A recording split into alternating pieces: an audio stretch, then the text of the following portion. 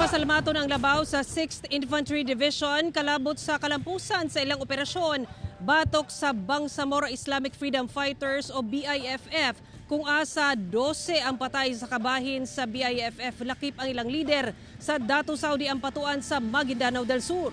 Ano ang report ni Abby Caballero? Congratulations sa inyong lahat. Pwede bang palakpakan ninyo yung sarili ninyo? Kalampusan matud pa alang sa 6th Infantry Division ang baguhay lang nga operasyon batok Bangsamoro Islamic Freedom Fighters o BIFF sa Datu Saudi Ampatuan, Maguindanao del Sur asa 12 ang patay lakip ang ilang lider.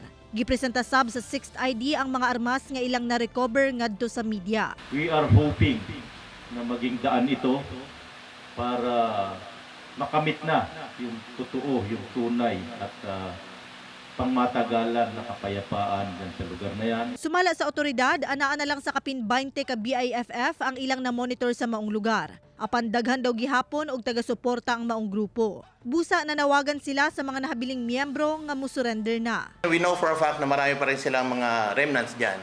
That's why we are encouraging them to instead surrender. Makakaasa po kayo na tutulungan namin sila para hindi na umabot sa bakbakan yung pag-aalangan nila. Ibigyan sila ng kaukulang due process. Ako si Abby Caballero para sa One Mindanao.